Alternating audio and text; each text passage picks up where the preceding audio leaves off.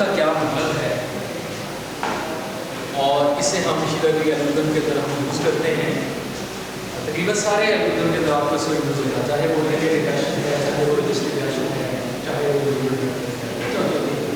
तो सभी एल्गोरिथम के अंदर आप रेगुलराइजेशन टर्म का या रेगुलराइजेशन आइडिया का यूज़ आप कर सकते हैं।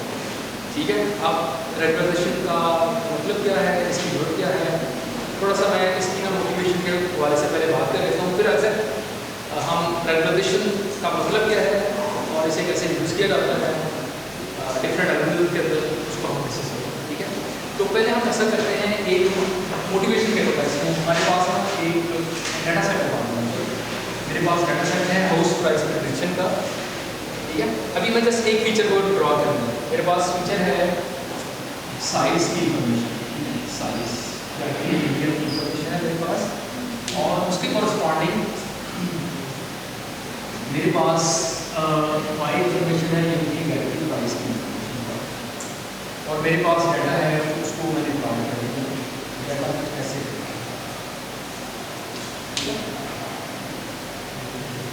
तो ये मेरे पास डाटा सेट है। उसके बाद मैंने इस डाटा सेट पे एक मॉडल को फिट करना है, क्योंकि ये प्रॉब्लम जो है हाउस प्राइस प्रेडिक्शन की प्रॉब्लम क्या है, ये रिग्रेशन प्रॉब्लम है। तो इसका मतलब है मुझे लीनियर रिग्रेशन को यूज़ कर लेना चाहिए, जो अभी तक होने पड़ा है। तो हम उसको यूज़ करें लीनियर रिग्रेशन एल्गोरिथम को। तो उसका मॉडल हमने बनाया, मॉडल क्या होता है, मॉडल है लीनियर मॉडल WX प्लस मैं इसे फिट कर बाय यूजिंग उसकी जो लीनियर रिग्रेशन एल्गोरिथम की जो मशीनरी है, मतलब उसका कॉस्ट फंक्शन, और उसके लिए हमने ग्रेडिएंट डिसेंट एल्गोरिथम को यूज़ किया था in order to find optimal parameters. ठीक है, अच्छा अब मैंने इस मॉडल को फिट किया ना, देखिए वो ग्रेडिएंट डिसेंट ने डिफरेंट इंटरसेप्ट और डिफरेंट वैल्यूज को टेस्ट किया और देखा जिसमें से मिनिमम कॉस्ट है वो हमें पैरामीटर दी है, और उनको यूज़ करके अगर हम लाइन को फिट करें, इस फंक्शन को फिट करें, तो वो रफली इस तरह की कोई लाइन ये 10 फिट करता है। ठीक है, यही करेगा ना हमारा लीनियर रिग्रेशन, तो यही करेगा, हमें एक 10 लाइन फिट करेगा, क्योंकि हमें पैरामीटर देगा जिसको हम यूज़ करेंगे, तो हमें एक लाइन सही। चले चलो, अब आपने मुझे बताना है ये लाइन फिट अगर हम करें तो इस लाइन के कॉन्टेक्स्ट में, इस फंक्शन के कॉन्टेक्स्ट में मुझे बताएं ट्रेनिंग एरर की वैल्यू क्या है, हाई नंबर है, छोटा नंबर है, क्या है ट्रेनिंग एरर कैसा है।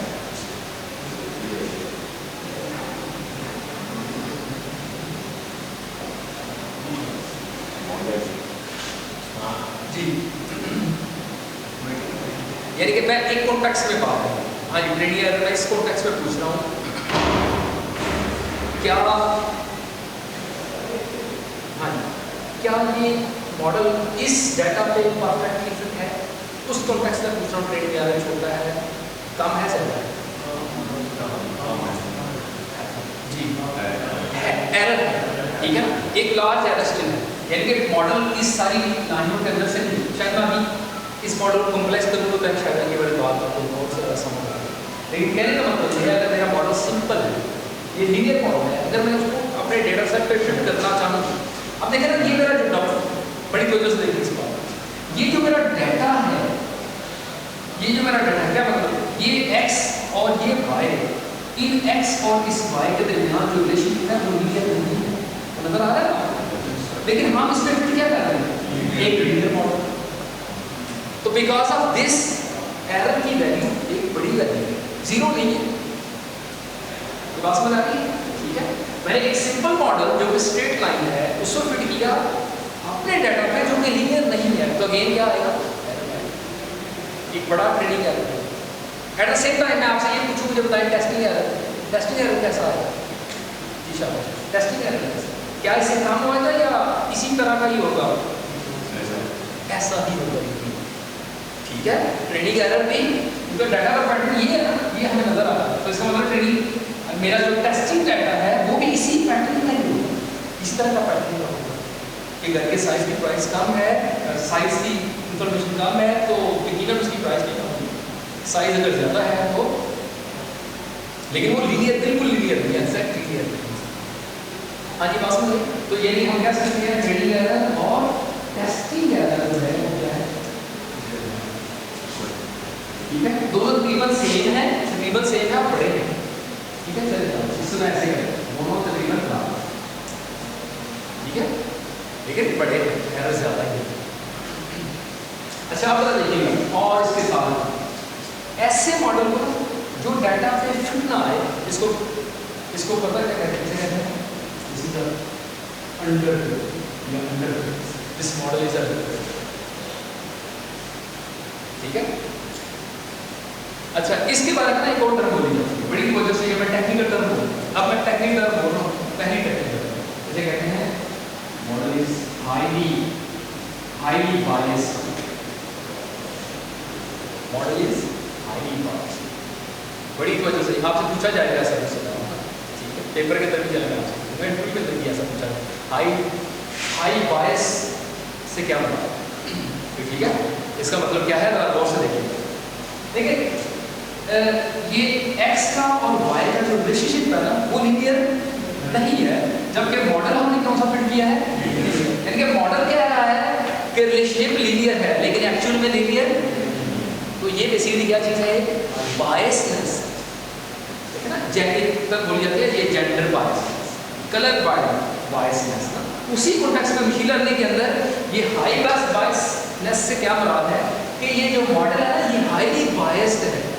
क्या मतलब, ये कहता है लीनियर रिलेशनशिप है, किसके दरमियान, y और x और y के दरमियान लीनियर रिलेशनशिप है, जबकि हकीकत में नहीं। तो ये मॉडल, ये fx आता है, ये हाईली बायस्ड,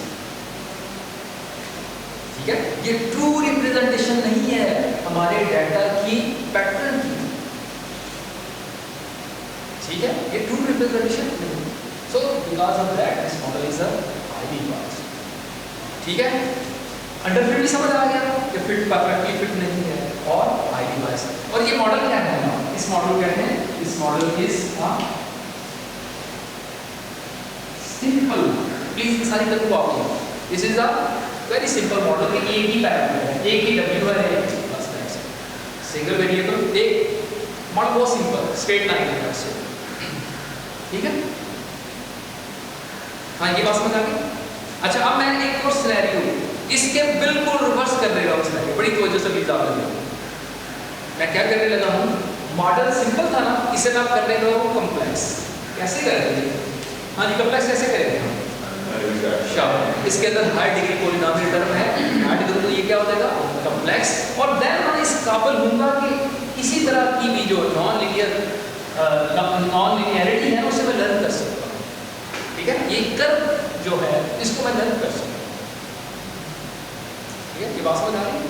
तो मैं फिर क्या करने लगा हूँ, मैं इस मॉडल के जो कॉम्प्लेक्सिटी सेट, हाँ मैं ऐसे कर लूँगा w1 x plus w2 x square plus w3 x cube plus w4 x 4 plus model को ज़्यादा आपने समझा है, आप तो शायद मैं स्क्वायर ले लेता या क्यूब तक चला जाता तो इट्स ओके, लेकिन मैंने इसे ज़्यादा प्लस, ठीक है।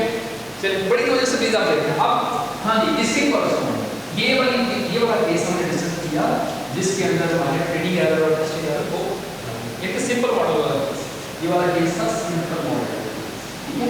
अब हम बात करेंगे कॉम्प्लेक्स मॉडल वाले केस, ये वाला, ठीक है, इसकी बात यहाँ हमारा model x equal to wx plus, इसको हमने अब यहाँ पे मैं इस वाले मॉडल के बारे में ठीक क्या मतलब, अब मैं अगर ये मेरा फंक्शन है, ये मॉडल है, इसको यूज करके मैं ट्रेनिंग करूँ तो शाबाश ये मॉडल कैसे फिट होगा, by using linear regression algorithm की जो भी मेथड थी, ठीक है, ये मीन स्क्वायर एरर और उसके लिए ग्रेडियंट डिसेंट है, जी शाबाश कैसा आएगा जी शाबाश,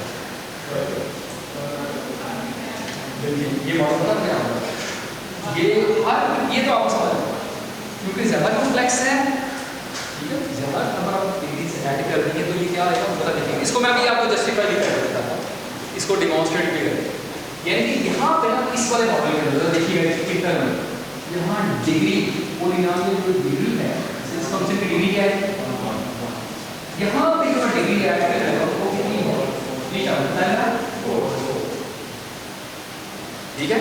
ये जो फंक्शन है कॉम्प्लेक्स इसकी डिग्री है 4, तो ये पता क्या करेगा, this is highly, this is इस कॉन्टेक्स्ट में this is a complex function जिसके अंदर बहुत ज्यादा फ्लक्चुएशन आएगी, कैसे करके आप देखो, ये ऐसे इस तरह वो हर ट्रेनिंग एग्जांपल में से गुजरेगा, वो हर ट्रेनिंग एग्जांपल में से जहां जहां उसको देते रहेगा वो वैसे गुजरेगा, बिकॉज ऑफ दिस देखें ना बड़ी छोटी ये अगर इस वाले फंक्शन के अंदर, इस वाले फंक्शन के अंदर अगर मैं सिर्फ b को लूं, इसका क्या मतलब, क्या लर्न करेगा, सिर्फ स्ट्रेट लाइन, इंटरसेप्ट और बस इंटरसेप्ट की वैल्यू जो मैं अगर इस मैंने कहा फंक्शन है मेरा जस्ट b, इसका क्या मतलब, आप इसे जो सी मर्जी x की इंफॉर्मेशन दें उसके कॉरस्पॉन्डिंग क्या आएगा, जस्ट एक b की वैल्यू, फॉर एग्जांपल b की वैल्यू लेता हूं 50 और 50 वैल्यू लिख रहा हूं, ठीक है, आप x1 पहला फीचर दे, पहली ट्रेनिंग एग्जांपल दे, कोई भी x की वैल्यू वो उसके कॉरस्पॉन्डिंग ये आंसर आएगा, दूसरी ट्रेनिंग एग्जांपल दे तो ये भी आंसर आएगा, y की वैल्यू नहीं होगी, प्रेडिक्शन तेरी जो है वो b ही आएगी हर केस के अंदर, प्रेडिक्शन ही तो ये क्या आपको समझ स्ट्रेट लाइन। अब मैं जैसे इसके अंदर एक w वाला फैक्टर ऐड करता हूं, एक और पैरामीटर ऐड करता हूं, तो अब ये मॉडल मेरा क्या हो गया, पहले से ज्यादा थोड़ा सा कॉम्प्लेक्स, इसके अंदर ज्यादा पावर आ गई, ठीक है, कि आप ये ना सिर्फ इंटरसेप्ट बल्कि डिफरेंट तरह की स्लोप को भी ये लर्न कर सकता है, ठीक है। अब मैंने इसके अंदर देखिए ये दो बातें हो गई, अब मैंने इसके साथ कुछ और टर्म को भी ऐड कर दिया, इसका क्या मतलब है, मैंने और इसके अंदर कंप्लेक्सिटी ऐड कर दी, तुम और डिफरेंट तरह की जो स्लोप्स है ना, जस्ट लाइक अ स्लोप, ये बेसिकली कोएफिशिएंट है ना, ये क्या बता रहा है कि इस पैरामीटर की कितनी अहमियत है, स्लोप यही बता रहा है या जस्ट स्लोप के कॉन्टेक्स्ट में कि मैं इस पैरामीटर को थोड़ा सा चेंज करूं, ठीक है, तो उसका इफेक्ट एफएक्स पे कितना होता है उन दोनों की रेशियो, ये बेसिकली कोएफिशिएंट बता रहा है, ठीक है। इन अदर वर्ड्स ये सारे कोएफिशिएंट बता रहे हैं फीचर्स की अहमियत कितनी है, ठीक है। ऐसा करने से पता ये इस तरह की जो लाइन है ना, वो इनकी इंपॉर्टेंट बात क्या है कि इंपॉर्टेंट यहाँ पे दो बातें, एक तो ये हर ट्रेनिंग एग्जांपल में से ये लाइन गुजरेगी, इनको फ्लेक्सिबल, दूसरा इसके अंदर काफी सारी फ्लक्चुएशन आपको नजर आ रही है, ठीक है, बिकॉज ऑफ दीस पैरामीटर्स, ठीक है, ये बात समझ आ रही है। अच्छा इस वाले केस को क्या कहते हैं, मैं वो बताने के बाद फिर आपको डेमोंस्ट्रेशन भी करके दिखाता हूँ कि क्या वाकई डिग्री बढ़ाते हैं हम तो उसका इफेक्ट क्या है, ठीक है।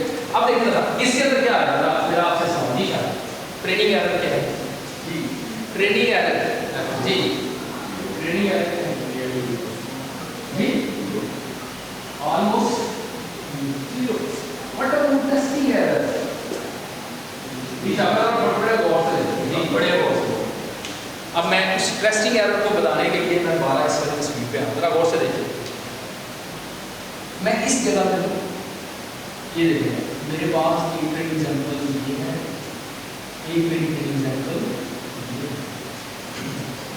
ठीक है।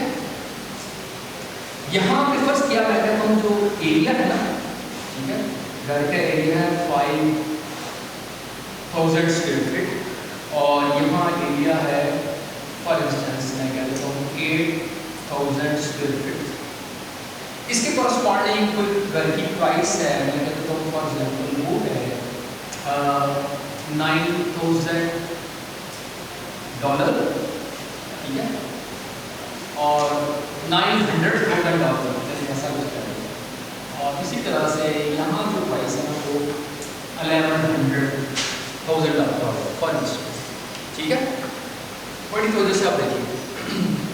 अब मेरे पास ना आपका दोस्त है उसके घर है ना, फॉर एग्जाम्पल ये साइज है, ठीक है, जो कि मैं कह देता हूँ है 65।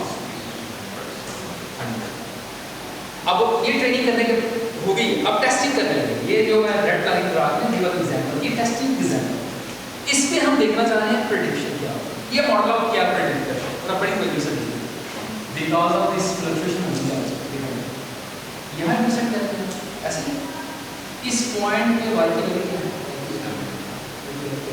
यकीनन 900 से कम है, जस्ट लाइक ऐसे मैं कहता हूँ। एक्चुअल में क्या होनी चाहिए? एक्चुअल में क्या होना चाहिए?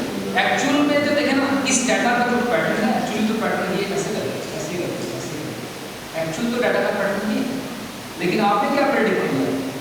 यानी कि एक्चुअल वैल्यू तो ये आनी चाहिए, यानी कि एक्चुअल वैल्यू तो इसके कॉरस्पॉन्डिंग ये आनी चाहिए, लेकिन आपने क्या प्रेडिक्ट किया? हमने ये प्रेडिक्ट। तो ये बेसिकली क्या है? This is the error which is the high number. ठीक है, टेस्टिंग एरर क्या है? बड़ा नंबर। बात में आ रही? तो यहाँ पे एरर क्या हुआ जी, यहाँ पे टेस्टिंग एरर क्या हुआ? अच्छा, एक और चीज, एक इस चीज को, एक तो मेरा इस फंक्शन की कंफ्यूजन बताई ना, दूसरा ऐसी पॉसिबिलिटी हो सकती है कि यहाँ पे ना इस जगह पे, क्योंकि ये जो फंक्शन है हर ट्रेनिंग एग्जांपल में से गुजर रहा है, हो सकता है आपके पास कोई नॉइजी डाटा भी आ गया, ठीक है, आपके जो डाटा सेट है उसके अंदर कोई नॉइजी डाटा, यानी कि जिसकी गलत इंफॉर्मेशन आपके पास है, यानी कि ऐसे गलत इंफॉर्मेशन दिया जो डाटा आपको सही नहीं प्रोवाइड करता। तो चूंकि इस वाले केस के अंदर जो मॉडल है हर ट्रेनिंग एग्जांपल में से गुजर रहा है, तो हो सकता है ये वाली फंस गई यहाँ पे पहले वो ट्रेनिंग एग्जांपल, ठीक है, जिसकी वजह से ये मॉडल इस लोकेशन से इस ट्रेनिंग एग्जांपल में से गुजर रहा है, तो आप उसके साथ वाली एग्जांपल यहाँ फॉर एग्जांपल टेस्टिंग कर रहे हैं, उसके जो आपको आंसर आएगा वो क्या आएगा? गलत है। मेरी बात समझ आ रही है?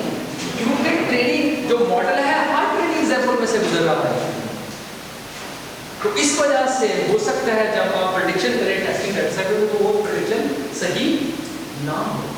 वो जैसे कि हमें नजर आ रहा है, दोबारा से इस बात को, चूंकि मॉडल देखें ना, जनरलाइज मॉडल मकसद क्या है, इस बात को दोबारा समझते हैं। पहले दिन से हम बात कर रहे हैं कि मशीन लर्निंग एल्गोरिथम की ट्रेनिंग के बाद या ट्रेनिंग के बाद हम ये चाह रहे होते हैं कि ऐसा मॉडल हम लर्न करें, ऐसा फंक्शन लर्न करें जो जनरलाइज हो। जनरलाइज से बात क्या? हाँ जी, जनरलाइज से क्या बात है? जो अनसीन डाटा पे सही प्रेडिक्शन करके देता, जो टेस्टिंग डाटा सेट पे अच्छी प्रेडिक्शन करता। ट्रेनिंग डाटा सेट पे तो आपने लर्न कर लिया ना, उसको उसे ट्रेन कर ही लिया, उस वहाँ पे ट्रेनिंग एरर आपने जीरो ले ली, जैसे इस वाले केस के अंदर ट्रेनिंग एरर जीरो आ गया, लेकिन टेस्टिंग सेट डाटा सेट पे क्या होगा? एरर पड़ा। इसका क्या मतलब है? ये वाला जो वेवी सा फंक्शन है जो आपने लर्न किया ना, ये सही नहीं, ये ओवरफिटेड मॉडल। ये क्या है? ओवरफिटेड। इसका मतलब क्या है?